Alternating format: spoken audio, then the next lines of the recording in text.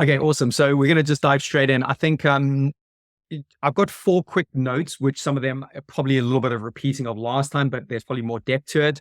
I'm going to watch those couple of matches, and as we talk, there'll probably be stuff to unpack there. But do you want to talk? Because again, you obviously emailed me on Friday, I think, about the grip and the technique. Should we start with that? So talk about what you're thinking and what ask me the question. We'll go from there. Yeah, so I sent you a swing audit of a backhand in the deep corner, and you mentioned that the racket face was pointing down and to the back. Yes. Yeah. It was. So my question to you was whether I try to keep my face open in the forehand, and I think I'm keeping the same grip on the other side. So it's about whether uh, that glitch in my technique is due to the wrist not being cocked in the right position, or if it's due to the rotation of the grip in my where the grip lies in my fingers. Yeah, yeah. I think it could be a little hybrid of both. I think for me, what I've seen, it tends to be, and I'm going to pull this down because then we can kind of really get into this. So if I'm just holding my traditional grip, and I'm going to do a big deep dive grip video soon on the channel. So first thing, we want to make sure that finger is away from everything else. And if I'm setting up for my backhand, and I'll need to come up and down a little bit, yeah. For me, it's trying to make sure. So this is the side I'm hitting on, right? So I'm trying to hit on this side. What I see so often when people are turning, there's this rotation. So the side I'm trying to hit on, let me go up a little bit. So the side I'm trying to hit on tends to start to look to the side wall, even sometimes towards the back. So now it's on the wrong side here. Yeah. And if you look here, what's happening, I think that's where the problem is starting to lie. So, because even that's a really open grip for a backhand. It's kind of hard for me to show you here, but that's an open grip because it's on the, well, let me just come up there. It's on the kind of, the left hand rim. I actually open a little bit more on the back end. Does that make sense to start with? Sure. So it's actually you change the grip from the forehand slightly, you rotate it around slightly, or I subtly rotate it around slightly. So obviously my forehand grip, and then again, if I'm kind of open on the forehand, it's on that ridge there. uh-huh. And then on the backhand, I would go to the other ridge. I'm Oh, literally, other ridge. Okay. yes. So, and again, I've coached this two ways. Sometimes it depends on the level of the person. I just say, just stick it. It's like Velcro, just stick it, deal with that for now. But I think the level you're at, and to progress a little bit more, I think there's subtle little changes and little movements with my fingers just to go. And we're talking like, obviously from that ridge to that ridge, what's that? 5 millimeters, maybe? It's like, it's not, to go from that ridge to that ridge with where So it's you're talking about the V of the yes, thumb and this finger here. I know on the forehand side you say it should be on the left this hand ridge, ridge. yes, and Yeah. then in the backhand you're saying it should be in the middle, kind of Middle to right hand edge. the Middle other. Okay, so I see that. Okay, and even if you just and what I love about this, these little changes here between like this ridge and this ridge actually makes quite a big change up here. It obviously magnifies, if you're just having like a little movement there, it's actually quite a big movement up there. Does that make sense? oh yeah, it does make sense. Yeah. Yes. So one or two last little things on this. If I'm setting up for that backhand, I think there's also like a slightly more exaggerated cocking of the wrist and this tilting over and just trying to find. I talk about the mirror face. You probably heard me talk about this mirror face idea. So the side you're hitting on is the mirror face. And what I try to get the players to do when they're hitting the backhand is that mirror face should look almost down towards the ball, down towards the ground. Worst case scenario, it looks towards the side wall. Like for me, that's kind of like my mirror face looking that way. That's probably the most I want to do. And actually, I notice a lot if you see me filming from behind someone, if I see that edge from the camera behind, that's kind of okay. But as soon as I'm seeing the kind of the mirror face towards the camera, that's where things get a bit of a problem. So I think there's two little quick things there. The little manipulation around here and possibly a little bit more of the slightly exaggerated position there. And to help this, and again, we'll look at your video in a second, like look at the shape there. Like I talk about the elbow, the shoulder coming underneath the chin. Because if I can get that shoulder underneath the chin, excuse me, it tilts everything in a nice direction. If I'm standing here like this and my shoulder is this side of my chin, all of a sudden it becomes just an arm swing. It's like there's nothing there. And then I think what happens, even subconsciously, there's like compensations there. You're almost having to kind of do this to get some power, and there's little tweaks. Whereas I think when I start to find people do this and they bring their elbow into their left part of their rib cage, so I actually get them to try and kind of visualize the elbow there, that for me makes quite a nice difference up and around there. Is that making sense right now? Does that hopefully answer part of the question? Yeah, no, it does. I found the backhand swings quite. Even watching the videos, it's very there's a lot of nuance to it. And so you're saying that the part one, you call it the swing, the racket should actually be facing kind of downwards. Is that Yeah. right? So if that's my front wall, if I'm heading towards that way, if I'm setting up, it's not really showing you too well, but you No. know, kind of, I'm exaggerating it a little bit now, but my mirror face is looking down towards that direction. I'm actually doing I've got a few like photo tips I'm going to be doing on YouTube about just kind of annotating just that setup face. Look, someone like Diego's really good at this, and Garwad really good at that in the original shape, that diamond shape coming in there, the shoulder under the chin, and the racket face or the mirror face looking more forwards there. Like I said, it doesn't have to be perfectly look at the ground of the ball. Anywhere between there and around there is fine. Anywhere side wall, we're getting into tricky territory, and anywhere where it's turning all the way that way, because there's this, I don't know, like a softness in the wrist. I can't quite describe, but just there's not enough like a conscious effort to get it round. Yeah, for me, I'd like to see, the more I get people trying to get position one right, the domino effect for position 2 and 3 start to kind of take care of themselves. It's quite interesting when you get that, and then the shape and all of this bit, it starts to take care of itself quite nicely. And the wrist should be firm, as you say. It should be firm, kind of. Firm at the start. Like it's almost like you can almost see like it's like right on here. I'm really kind of like making it. But as I get to about there, like the wrist starts to flex, it starts to soften a bit, because now I want obviously that all these mechanics there, but I want that speed of the wrist at the end, because the follow through wants to flick up. And actually we'll see a lot of your follow throughs, a lot of them finish like down there and across your body. There's almost like there's no expression with that follow through. There's no like really release with it. And again, I'm going to show 1 or 2 little pro videos to help that as well. Right. Cool. Awesome. Yeah, it's quite a deep dive for something that on the surface is quite small, but I think it has such a knock on effect for everything: lifting the ball, defending yourself, chopping it in short, giving you the range of shots, but also the consistency of the shot. And that's why I do like to maybe spend some time on that, because once you get it, it's going to have to be conscious. Then when it becomes subconscious, it's like, right, all of a sudden, the consistency of what I'm trying to do just increases massively. Okay. Great. Right. So let me talk about the 4 points I put down first, like I did before, and then we'll probably reverse engineer. There's probably going to be a whole bunch of points that I'm going to talk about that might not be linked to this. The first one is the return of serve. And I've got a little video that I'm going to kind of not split screen, but just show you the return of serve. So your very first match, the very first return of serve, your body dynamics are interesting, and I'm going to talk about that. So that's point 1. Point 2, which maybe these are a bit repeating, but your T position and your proactivity after the last shot. So these two are linked. That's one thing in particular, like how you standing on the tee, what's that T position, but it's also to do with your proactivity after the last shot. That's number 2. 3, which again, I want to just make sure we get this, the backhand hitch. There's still a hitch. I'm going to show you another video that'll hopefully help this.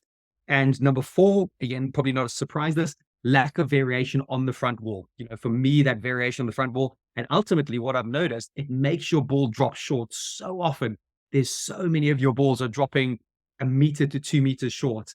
And yeah, I think it's just almost like the awareness or the conscious decision to go, right, no, I need to get this ball up into zone 3 or 4 at the moment. It might not even be much of a conscious thought with you right now.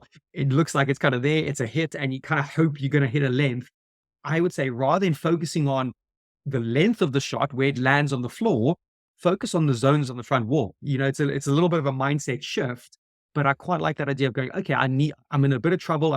Ball's a bit behind me. Right, zone 3, people. I just got to hit that ball up into zone 3. Rather than thinking I need to hit the ball behind the service box, let the zones take care of themselves. Does that make sense in a way? I'm just going to make a quick note on that. Does that make sense from your side of things? Thanks, Jesse. Cool. Okay, right. Let me share a video and let me show you what I mean. So we're going to go straight into the first point. the returner serve. So I've got loads of screens open, so I will be splitting this. So I'm going to just use this one, very, very first one, and I'll slow it down into something. Let me just let this go forward a bit. Okay, right. So here's a returner serve, and I'm seeing this in other videos. So I'm just obviously picking this very first one.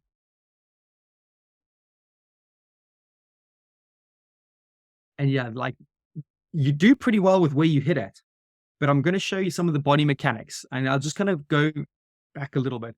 In simple terms, what I'm seeing here, it's a very arm-based shot. It's a push, it's a nudge. For me, there's very little body weight transfer. And I'm going to show you this. So that's all I want to show you from yours for the second. Let me show you this here. So I was out on Stingray the other day, so the ball machine there, and I was just doing a whole bunch of returner serves. So let me show them to you. Okay, so I'm just going to go frame by frame.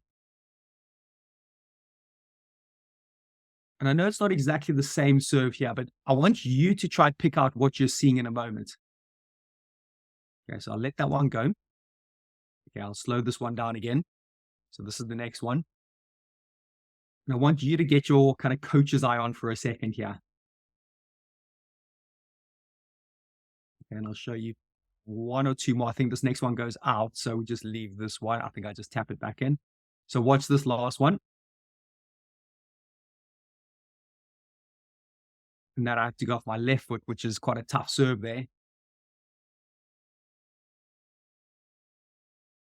Okay, so what are you noticing? Is there anything that stands out for you then? I'll probably come back to it and we'll go frame by frame in a second. Yeah, I think as you say, I think you're using your whole body weight to come in and out of the shot. So I think there's more movement even with the feet and the positioning of the shot, and then it's kind of a smooth motion to return back to a more central position afterwards. So you're moving your feet in and out, I suppose. Yeah, yeah. All good points. Exactly that. So there's a lot of footwork early on. So I'm watching the ball, I track it really quickly, and ultimately I'm trying to throw my body into a side-on position. I think the more I can get side on, the more I can be, and you look here, even I have to even step backwards a little bit. I have to step at about a 45-degree angle backwards. But look at the stored energy. Look at how the body weight is going to be taking up all of the slack, isn't it? You know, my arms across my body nicely. I'm watching it, but I'm watching it with, you know, not a strained neck, but a neck that's having to really turn. And from there, you can see then all the mechanics. I hit, and here's the release of the follow through that I might have talked about a little bit more. Really releasing, and then everything now pulls back to the tee really quite comfortably, doesn't it? So again, I'd love to see the Euro turner serve hit a little bit better like this. So watch as the ball gets fed in, like look how quickly I push back. I'm pushing, I'm trying to get behind the ball, but get behind the ball in a side-on position. I think for me, that's the sweet spot. I need to get in behind, but not so behind that I'm then playing cricket and I'm having to kind of tap the ball like this, which I see a lot of people do. They get behind it and then they're poking at it. It's a behind, but ultimately I'm skipping back, and look at how willing I am to keep turning. I'm really trying to turn to face the sidewall. And the reason I'm just spending some time on here, because I think if you get this right, this has also a positive knock-on effect for just the general back end, the feeling, the body weight transfer, the racket, you know, that racket position nice and up. And again, just a quick side note, in a volley, you're not going to get into position one as much as it is on the ground. On the ground, you're kind of looking downwards there. On the volley, yeah, I can't quite pull it back anymore, but you can get a sense on that video there that the volley, position one, you know, it's there you see the racket face looking at the front wall. As I rotate and as I'm about to hit, it just turns there a little bit and you see the blade of it. So just a little side note that you don't need to get into this position when the ball's up there. Some people, like I've coached them and they kind of try that. And then last thing, yeah, like nice side on. If I'm honest, I'm possibly a little bit too close to that because I'm maybe leaning back a little bit. And then look at the follow through, the release, and then how everything pulls back to the tee. I'm not returning massively back to the tee because I'm just repeating the shot. But from there, you can kind of get that sense. So let me just pop back to yours, and then we'll obviously look at a few more of these as we go. Any thoughts, questions, comments on that first little bit? No, and I can see I'm using just the arm, and the position is maybe more in front. I'm hitting the ball more in front of me, perhaps. Yes. So yeah, and again, I know this is a slightly different serve, and we can kind of look at other ones, but yes, that's just a bit of an arm push there. Okay, so let's go through this bit by bit as we start to work on this. So that's was a slightly better tee position, but look at his contact point. Look where your racket is at that point there now. That for me is, and I'm just going to stop here because that's the big second point. You might have seen it, but let me just kind of flick my screen onto something else I want to show you. So I did a video on YouTube where it's this pro lesson with Jared Carter. I think you might have seen it or commented on it. And obviously the main thing I was talking about, and I'll just make the screen slightly bigger here. I'm not going to play the video. I'm just going to use it as like a still image. Like there's a real proactivity with this racket there. And I think I said, you watched this video, right? I think you did. Yes, that's right. Yeah, I think again, just for the sake of this, we were slightly exaggerating this, but actually, you know what? I think you need to go through this process. I think you need to, every time you're watching the ball, feeling that racket is where, I know he's on his forehand there, his backhand would be basically just like a 90-degree mirror image. So if you can almost imagine kind of a mirror image of him on his backhand, where the top of your racket, I think should be pointing to the front left corner roughly. And that's what we're doing here. Like the top of his racket, he was trying to point it to the front right corner. And for me, this is going to be just like a really positive, simple way to try and get your racket there, just this lightness. I'm going to go back to yours. And yeah, for me, I think this again has such a positive knock-on effect. And you can just see the difference there, isn't it? That's the kind of the stark contrast. And if I'm honest, let's have a look at your head as well, which is really interesting. Look where you're looking at the key moments. Like, okay, you've looked, and yes, you have to turn at a certain point. Maybe I'm being a bit fussy there, but you possibly turned a little bit early. Let's just see here. Just a little bit off balance. Okay, I'm going to run through a few of these. And yeah, there we go. Like, I know you're under a bit of pressure here, but for me, this is the automatic now, what I said, my fourth point, lack of variation on the front wall. I'm kind of hoping that with a little bit more heightened self-awareness, that you see the red flag quickly. You go, oh, there's something here. There's like a little spark. And then automatically, I'm kind of thinking, right, that ball needs to go up into zone 3. And obviously you've gone there and there might be a technical thing here, but let's look where you hit that ball. It's like, bottom of zone 1 is just above the tin. And that ball lands mid-court. It's one step away from him. And look, he lets you off there a little bit. Yeah, let's just look at this technical thing there. And I know you're under pressure, and I might show you a video in a second. Actually, I'm going to show you a video now from Garwad in a similar position. So we'll come back to your one. So now this is the third big point that I've talked about, the backhand hitch. So let me show you this. And again, I know it's not quite in the exact same position. And this is the start of the video. But Garwad, and again, I can't go any further back because it's the start of it. But just look at the difference there. Like where his racket is, it's about 45 degrees. It's not fully ready. But like in his next moments, look how easy it is for him to get it. Like, look at that classic diamond shape. He's really getting that good diamond shape. His mirror face is obviously not looking at kind of forwards because he's actually facing 45 degrees backwards, but it's exactly in the right position. If his whole body was configured more side on, that would be the perfect position. So actually, this is a good little side note. Can you get a sense of what we're talking about here? If we just go back to the thing we said right at the start, can you see that there? Yes. You can see there's Position 1. It's like going down. Yeah. Yes, yeah. But obviously the point, and again, I know I'm jumping kind of from one point to the other here, but his position, he's pretty ready at this point. So the main bit of this video is Farag, if I'm honest. So Garwad is there, and look at that. Can you get a sense? He's seen a red flag. He's like, right, I'm chucking out. I'm trying to get some lift on this ball. There's nothing going short here. Farag tries to volley it, but look at Ali's racket position here. Look at this. So look at him on the tee, first of all. Right. So you see where that's resting, not quite pointing to the front left, but anyway, there's pretty good. Look at his first movement. Like, can you just see, he just goes from like a flat position, almost there, and he just goes, and he just lifts it to about 45 degrees. That's what we're trying to do in that Jared video. So over time, I'd get him to relax more and then trigger it and then trigger it. So this is really key. And look how he goes. He can't volley it. It's a great defensive shot from Garwad. But look at how he keeps his racket. He doesn't drop it down fully, but look how his racket's still engaged. And we'll come back to yours in a second. Just take a quick second look at Garwad on the tee. Obviously, his body's blocking his racket. Can you get a sense where his racket is? His So, racket over to that. Yeah. yeah, it's kind of like hip height. It's around about hip height. It's probably horizontal at that point. And again, if we just stop there, there's a great position from Farag into that diamond place position there. And then let's kind of look at the next thing. Let's watch Garwad there. Look at Garwad. Look at that. That's what I'm looking at. How cool is that? Look at how quickly his racket's gone there. So in your mind, just take a snapshot photograph of that. Let's go back to your one. And again, I know it's not exact, but for the sake of this, can you get a sense of what's happening there with your racket? There's a long way you're running. Okay, it lifts there, but I'm kind of thinking like, you know what, like about there, I'd like to see that 45 degrees, even just getting up there a little bit, because now, like, look at that hitch. There's quite a big movement, and then you just can't get anything on it. Look at that. Good. I love that you try to lift. Really nice. Just obviously didn't quite get it, but you know what? That's okay. If your opponent's volleying at a full stretch, I'm okay with that. You know, a lot of people talk about, oh, I want to stop my opponent volley. Totally get that. But if they're stubborn to volley, let them volley at full stretch. You know, like there's not much I think he can do. Again, if he plays a worldie from there, that's completely fine. Coming back to you, have a little look at your racket position there. It's all very, you know, not defensive, but it's just not engaged, is it? Yes, Jesse.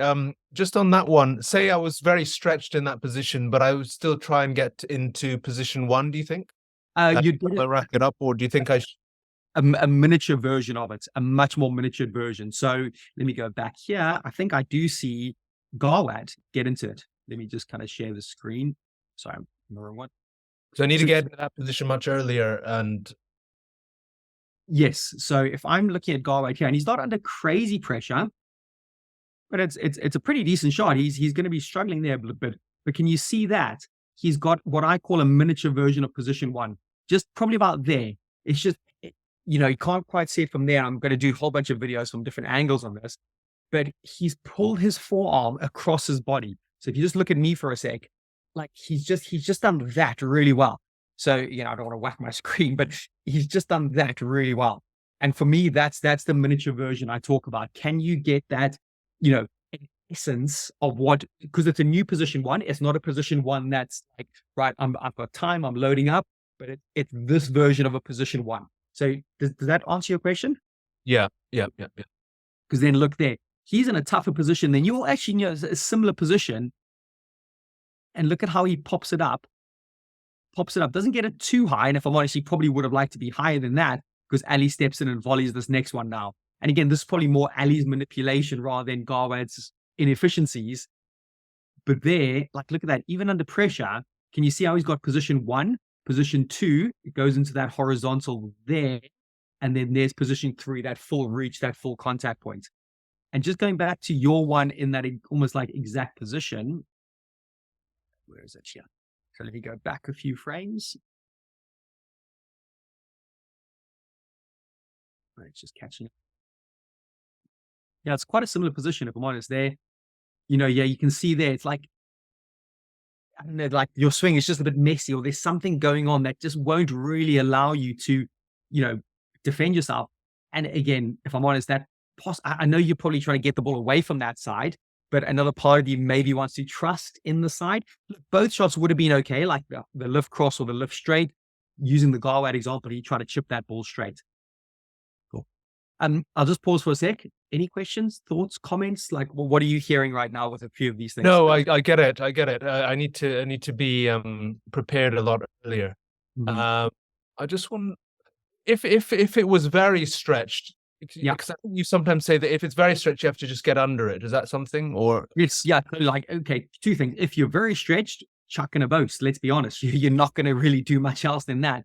But if there's something you can come back a little bit, again, I want to go back to that Galway one. There's just so much, even just in that little one. This, even though he gets volley from it, like, look at that. Like, that stretch is beautiful. Like, you know, that real stretch there. Look at how he's got his racket low. He's attempting to lift that ball at least. Let me go back to one right at the start. I think it shows it a little bit better as well. So there he's facing backwards. Yeah, Mm. look at that. Like he's throwing that ball up. He doesn't even have a follow through. You can't really have a follow through there, but the racket face is open. Again, the reason he can do this is all that great technique he has, from the setup phase to the whole swing mechanics. So yes, if you're at the stretch, but what's really nice about this stretch there, look at that arm. Let me go back to this one where he's a little bit more stretched. Let me go back a second. Like that reach there, that gives you freedom to lift the ball. So one of the biggest faults I see at the amateur level is when they're running into the ball, and maybe yourself, I haven't actually noticed it that much, but you get too close and then there's no ability to lift. You can't lift that ball when you're that close to that. So for me, that's a good example. And there's something interesting here I want to look at. Again, so alarm bells are ringing for me. And obviously, like you can see where you've hit that front wall, and it's a cross court as well. So it's like almost like a double negative, a cross court, and it's in zone 2. Like, look, he doesn't even have to break a sweat. You're doing well to get back to the tee. You're pushing hard. And actually, just a good side note from him, to be fair, like I love like his follow through. He's got quite a nice technique, this guy. See how he's got his racket, he's released that follow through. I'm gonna maybe show you some of yours in a sec. Oh, look at that. What are you seeing there from you? With the rackets very Yeah. down. And And look, I actually like these swing mechanics. That's your miniature swing. That's really good. But It's too late, isn't it? late, yeah, exactly. And then let's just watch how you probably won't have a follow through, which is fine. Not bad, not bad. A little bit low, but look at that accuracy. That's really good, actually. Look at that. Nice. To be safe, I would have probably chucked it up about a meter higher on that front wall. And this is good. Look at your tee position. Your racket position looks good. So look, this is positive. When you've hit a good shot, it looks like you're getting it. Obviously, it's the ones where it's not as like black and white, obviously good. Shot selection there. I think for me, that's a very simple straight drop. It could be something in the mechanics, and I'm doing a whole kind of deep dive on some backhand volley drops about the simplicity of that. For me, is there too many moving parts? Looks like it is. Your racket's kind of jumped and it's waved a little second, and there might be a lack of confidence just taking it in short. Look, I like a variation.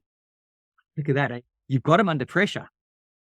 Your body language or your tee position is almost saying like, you know what? Okay, I'm just going to wait and see. It's very reactive. There, you've got to be like an annoying fly. You've got to get up. You've got to get closer. You've almost got to close the space between you and the opponent. So you've played, a semi-unorthodox shot, but it's done well. Like he's jutted, he's scrambling, he's at the stretch. You need to be going, dude, you're not getting out of here. I'm going to make you suffer. And even that, okay, you did well to react and read it, but it looks quite reactionary. It looks like a surprise, doesn't it? Rather than, if you were there and you were on it, I think you would just, that racket would be there, you just got, and you would swat the ball away into the opposite corner with no real, difficulty. And now, it was a bit of a surprise shot. And then he's pretty much back in the rally, or he plays this little low, awkward one, gets a bit lucky from it. Yeah. So there's all these little kind of threads that, and again, you're not going to make all of these changes immediately, but little bit by little bit. And that's why I think, number 2 was your tee position and the proactivity after the shot. So going back to that little clip, this is what I mean about the proactivity as one of the tips is, I'm not going to go back because you get the sense there'll be more ones in the future. This idea about being proactive after your shot. Okay, let's have a look at a few little things here. Because I'll flip into the other videos soonish. Let me just see if there's anything. I noticed good lift a little bit. I think I said this last time. You lifted this well, but look how it's coming. It's ballooned completely off the back wall. You basically massively overhit it. Why has that happened? I think, let's go back to the technique. Yeah, look at that. So it's very hard to get any subtlety or any slowness when there's too much. There's that big first movement, because if your racket's moving quickly at the start, to make it move quick and then slow it down is nearly impossible. I can't see anyone. Someone like Hisham can probably do it every so often, but for the mere mortal, I think you want to set it up, and it's more of a like how simple is the forward motion? Like if you're going to slow it down, it's starting with that loaded position, and then you're drifting it up and through. So for me, that's why I think that got overhit, because of the slight jumpiness in the swing. Shot selection there, and I'm just going to let this run a little bit. You're doing well. And actually, the match against Rob, there was a lot more positives with this. Well done, well done. Cool. Let's watch a little bit more. Any questions or comments while we're just letting the video run so But far? I think as you say, it all comes down to this early preparation, then being in that, because if I'm hitching too early, as you say, it's very difficult to do the soft as well as the hard. Yeah, there we go. There's that hitch again, I think. And I know it's hard, it's all kind of cut off, but I can kind of get the sense. Here it is. And there will be movements, of course, there will be under more pressure, there will be slightly more hitch. But again, a good example, like I know he's not perfect, but look at him. Yeah, I know it's a slightly different shot, but look at how he's got above the ball there quite nice, hasn't he? And there's almost like a little level of stillness, and he's got a few more options. He's got something more that he could either accelerate from there, or he could just chill and slow it down. Whereas I think when it's the jump, you're committed. You're committed to something that's quite fast and hard, and there ain't much kind of breathing space. And even there, like, hit it off the back. Too close. Definitely too close to that one. Yeah, it's that late. Give him a whack. I like that. That was only on his rack. Okay, cool. Let me flip to the Rob one, because there's actually a few more subtle differences in there. So let me just close that so I don't have too many screens open. Cool. Right. Where is it? Here it is. Okay, so I'm going to go back to this. And actually within Rob's, Rob's actually technically really sound. There's a lot of good stuff in his technique that I think, I might use parts of him. Even I know it's just even a serve, but I do like this idea that a good time to practice this is from your serve. Get the racket up, get it still. It doesn't need to even kind of move. And even if your serve just becomes a bit of a, with no kind of like lift or hitch or whatever, I think that's not a bad start, So, I might use him with some of these. So let's look at the returner serve. Okay, that one you had to leave go, which is fine. And I'm going to probably pick it, because this is a slightly better angle for some things to pick out. So let me go. And you scrambled really well in this rally. He did really well. Yeah. He looked at you. He was like almost like rolling his eyes. He was like, you did really well. But again, so you've got this as an asset, as a scramble. But can we? Yeah, look at that. I know you're under pressure, but you've done so well to get there. And you're obviously probably trying to lift that up, but yeah, obviously just don't quite get it right. Good scramble. Okay, let's have a look, because there's definitely quite a few things that I noticed when I was watching this. I know it's a forehand. And it actually just going back to Rob's position here, and I know it's only a backhand serve. That one. Here it is. I'll just slow it down at the right second. So see, he's got quite a nice cocked wrist. He's got a classic kind of like quite a good technical shape to what he's doing. Arms across his body. Look how still the racket's staying. It's staying still for quite a long time, isn't it? So there's quite a lot of stillness. And then you can kind of get a sense that he'll probably buy himself time, get himself consistency, and have a lot more options on the shot. Okay, let's have a look. Yeah, I like your grip position. It's nice and open on the forehand. Yeah, tough serve though. You did well to get, actually get something on that.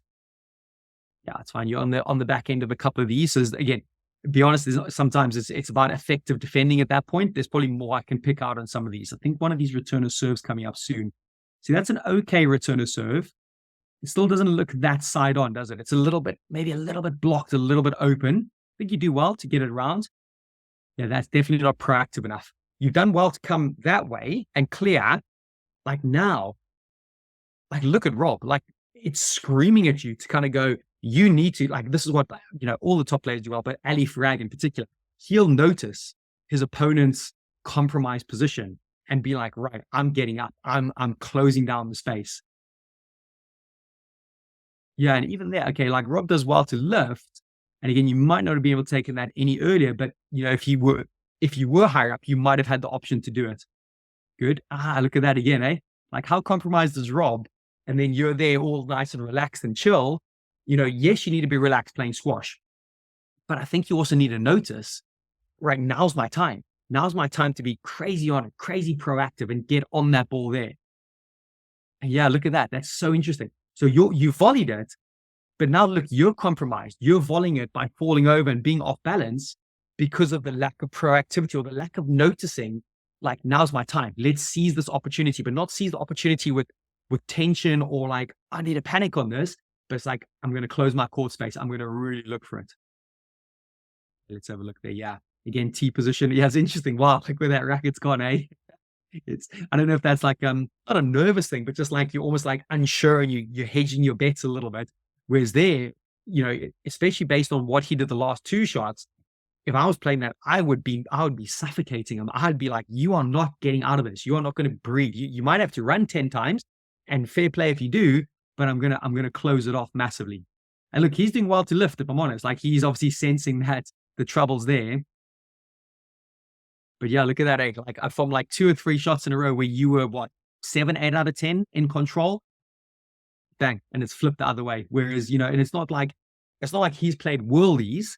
I think it's you're the one who hasn't quite, kind of taken it and actually kind of really taken grip of that. Okay, so let's fast forward this a little bit.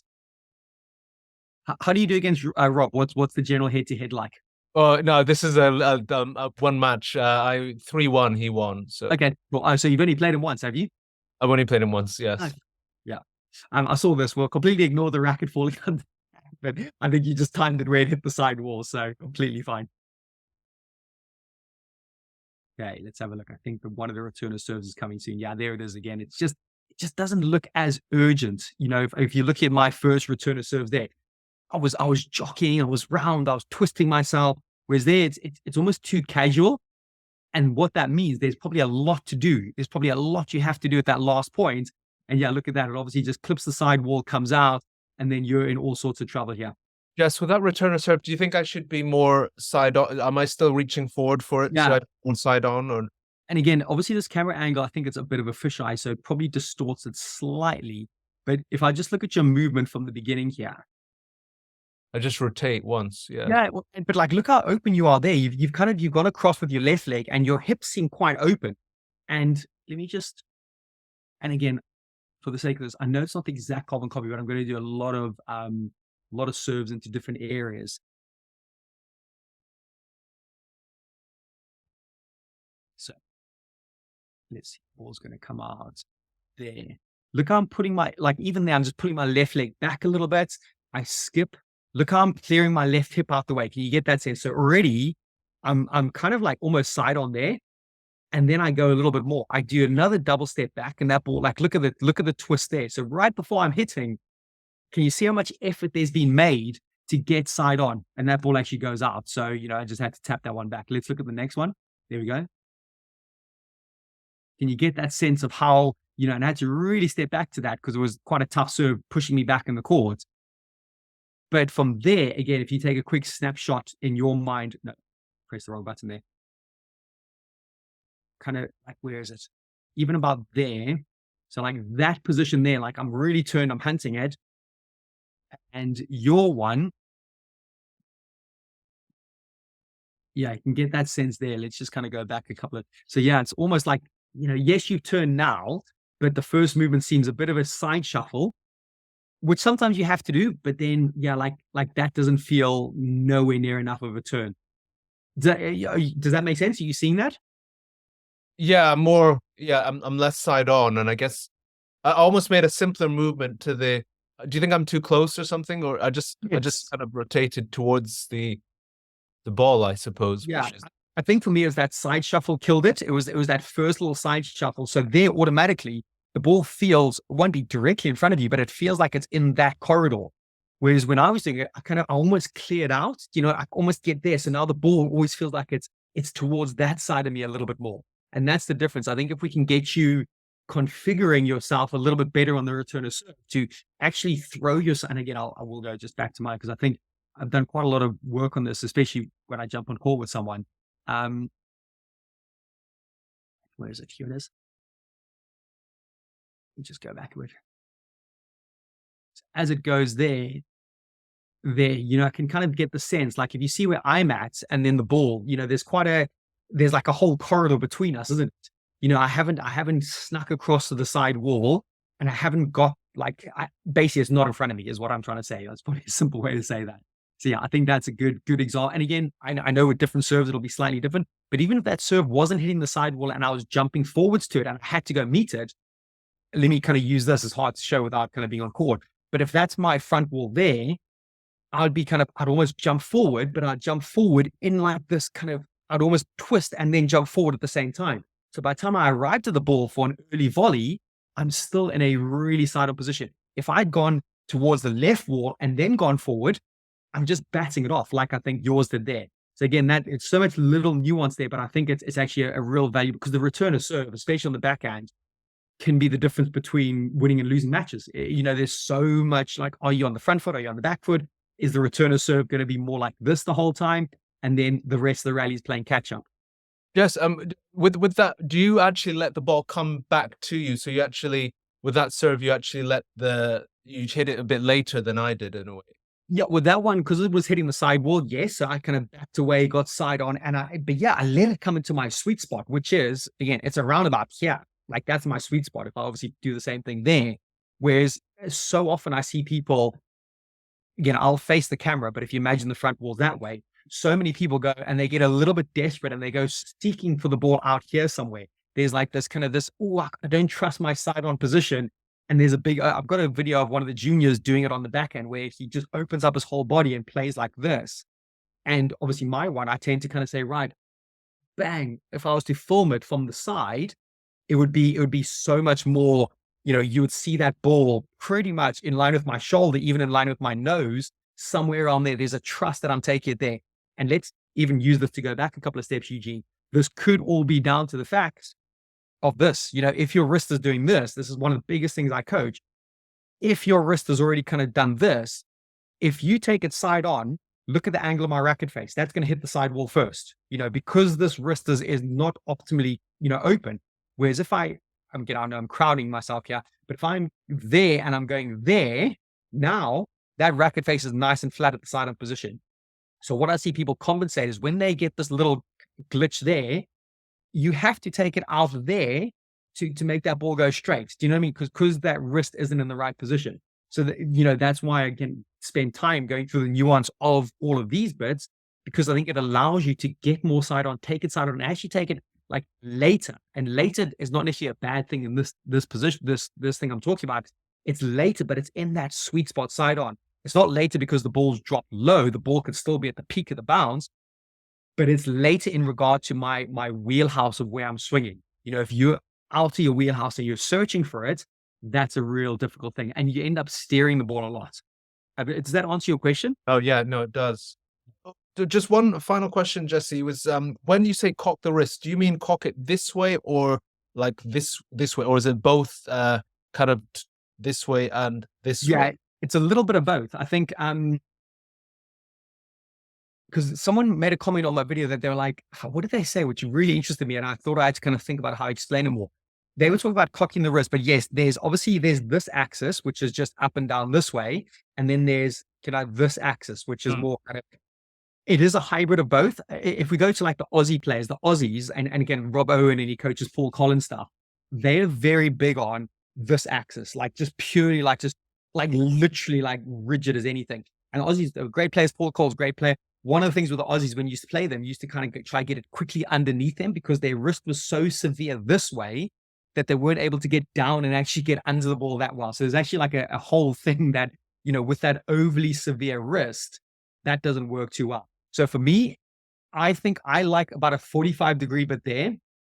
And I much prefer this angle of cocking the wrist. So I'll show you that. I much prefer kind of like this angle.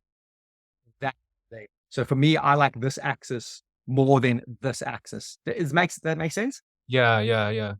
So it's kind of again, you play around with it, but I think that could kind of work. Sorry, I just noticed the time. I know, sorry, I've kind of just got so into this, I didn't even notice what time we kind of had. But have you got a couple more minutes? Should we kind of Perfect. Cool. Yeah, but these are all great questions. And again, hopefully when you watch this back and even with the kind of the summary notes, we'll see this. So let's have a look here if there's anything else we're kind of noticing. Good split step, by the way. Really well timed. Yeah, interesting wrist position there, by the way. I know we've not even talked about forehand wrist position. For me, that's an easy fix. As in, we just like forehand is pretty much, there's two axes on the forehand as well. There's obviously the up axis and this axis. But I think it's just like, that's a really easy movement of the forehand. It's just like there, boom. That racket should be about 45 degrees at this point. And yeah, it was obviously a tricky bounce. So you did like, and look at Rob there. That's a great example. So look at Rob there. Look how quickly, look at that. Can you see that there? He's just gone like this. He's just cleared his elbow, but he's also just lifted that wrist position. And for me there, that's good. Like, look at how far he's moving into the ball with his racket head above the wrist. So for me, these are like the quick little examples. Like Rob's a great example of some of the sound technical things you want to be doing, and he does really well with this. And then yeah, let's have a look at yours. Obviously, you've moved, and I know it's a backhand, but you've moved. Think about Garwad. Okay, it's kind of maybe just getting above the wrist, but there's still a bit too much of a movement there. Let's like last one. Let's look at Robin again. I know I'm kind of putting Rob in the Garwad territory here. But look at that. Can you see? Look at his racket head already. I think that's brilliant. For an amateur player, the way he engages about a 45-degree angle super early. Can you get that sense? Yeah, it's really nice there. And like, look at that. He's adjusting. He can then get round. For me, that's a good example. Again, little side note of you've got your racket in that position. I think we've spoken about this. Imagine the Jared Carter, like he was on the tee, pointing it, up at that front wall. Yeah, look at that was a good shot. I'd like to argue if you were hunting that and maybe it pushed across and had the racket where Jared was, does that now become a simple volley because you take it about a yard further up, about there possibly, but now you have to let it drop and then everything becomes a little bit tougher. So I think it does have a bit of a domino knock-on effect with things. Cool. Awesome. Cool. Eugene, how's all that? I know. No, yeah, no, it's a lot of information again, but yes, that's great. Really, I really like the subtleties of this wrist and the different positions. I have just one quick question, which was the position. The mirror face. Yes. Is that facing the front ideally on both position 1 and 2, or is it more position 1 we talk about, or definitely not position 2? Like, so position 1, the mirror face wants to be looking, I don't know, towards the ball, maybe the side wall, anywhere kind of from if that's my front wall, right? That's there's my blade, that's possibly what I'm looking at. That's quite extreme. If I'm honest, if I'm playing, I'm probably between the two. That's my front wall and that's my side wall. Sometimes it'll be at the side wall. But when I get into position 2, cracking like the mirror face and the forearm wrist mirror face, it's all up. It's all completely up at the ceiling now at that point. It'll wrap behind my hips and my left a little bit there, but that's my mirror face. So it goes from there to there. It drops into that position. And then as it comes in, I'll just show it to you from there. That's position 3. It goes from that flat, and it just naturally, your forearm naturally pronates. I think that's the word. It pronates around, and it just naturally does this. And that's where you actually get the speed, where your arm goes from the horizontal more into that kind of that vertical, where it's pointing up there. It finishes there, it does that. That makes sense? Yeah. So yeah, listen, one thing to say overall as well, Eugene, don't overthink this. Don't get, go granular. Yes, I love granular, but you've also got to play the balance between going, okay, let me zoom out, because what you'll need to try and do is let your subconscious and your muscle memory take up some of this heavy lifting at some point. Be conscious, be cognitive, look at it, analyze it. And at certain points, you've got to actually take your hand off the steering wheel and trust at it. And it won't be there yet, but I think that, it's the fast and slow brain thinking. The fast brain is our subconscious brain, right? But we need to feed it with the slow brain, which is our conscious. But you need to also then dial down the slow brain, the conscious brain, to let the subconscious take up some of that work as well. Awesome. Yes. Yeah, Jesse, that was great. Thank you. No worries. Pleasure. And yeah, no, thanks for this. I really appreciate it. Great. Thanks you, Jesse. Take care, Eugene. Cheers, Bye. mate.